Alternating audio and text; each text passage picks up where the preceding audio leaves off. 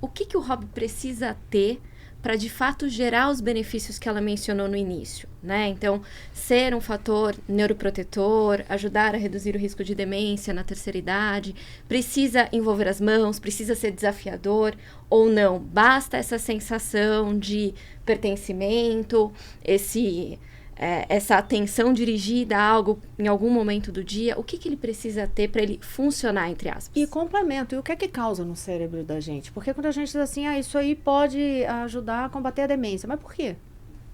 Então, por definição, é uma atividade que você faz sem fins secundários, né, a não ser prazer, e que vai abrir um caminho enorme dali para frente e tem uma determinada constância.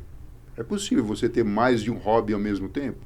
É possível, mas a gente tem uma vida a ser trabalhada no concreto.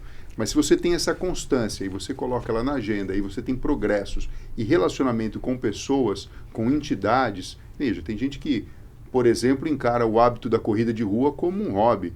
Quando vai ver, está fazendo maratonas ao redor do mundo e não é um atleta profissional. Mas acaba sendo um atleta, porque começa a se interessar por uma nutrição esportiva, por performance, por produtos relacionados, e aí entra dentro de uma seara enorme. Então, a constância e algo que não tem a relação direta com o seu ganha-pão. Mas eu falo isso com muita parcimônia, porque o hobby ele pode ser utilizado como um processo de transição até para uma aposentadoria saudável. E você começar a incluir na sua agenda, de uma forma generosa, algo que te provoque prazer. Porque assim, quando um jovem decide seguir uma determinada carreira, e muitas vezes o pai fala, vamos conversar com o pessoal da psicologia para fazer um teste vocacional.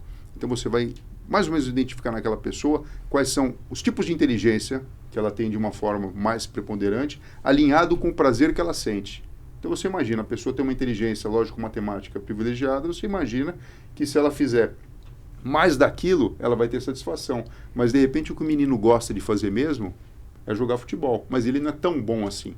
Então ele tem ali um passinho para trás na inteligência corporal sinestésica. Mas ele pode muito bem ser um jogador de futebol, de um time, de bairro, de clube, e encarar aquele momento como um momento em que ele extravasa, que ele brinca, que ele tem um lazer, que ele tem um hobby. E se envolve até em campeonatos que, enfim, não vão levar numa Copa do Mundo oficial.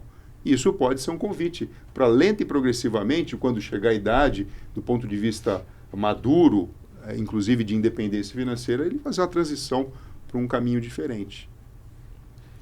É um ponto importante que acho que está implícito na fala dele, na verdade já está explícito no começo, é a ideia de que são muitas possibilidades de hobbies. Então, diferentes hobbies vão ou podem gerar diferentes benefícios. Não que seja a intenção, como ele disse. Né? A gente tem um hobby porque é prazeroso, porque sim. Né? Quando você lembra colecionar selos, que a gente comentou.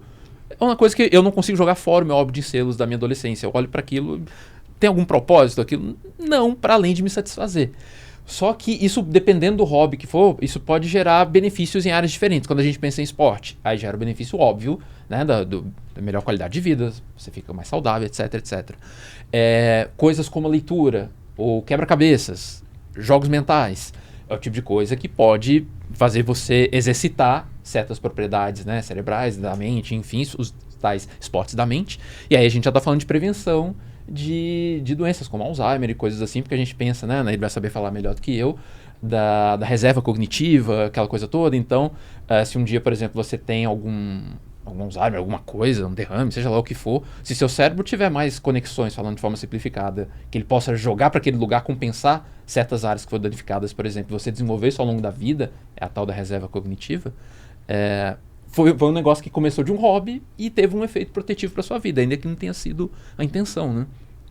Faz sentido? Faz total sentido. A gente está falando aqui de neuroplasticidade. E eu vou além também. Se você fala, eu não tenho um hobby, eu não me preocupo com isso, eu não tenho tempo para me preocupar com isso, fica tranquilo, tá? Porque o mercado aí fora ele já está preparado e você já está capturado provavelmente, você tem algum ciclo vicioso de comportamento, como por exemplo ficar conectado ali, rolando a tela e totalmente conectado em redes sociais de uma maneira que a gente sabe que pode ser patológica, né? Então a pessoa de repente meu hobby é aposta. Pô, não é legal isso, né? Você estoura a sua saúde financeira para sentir um prazer em algo que...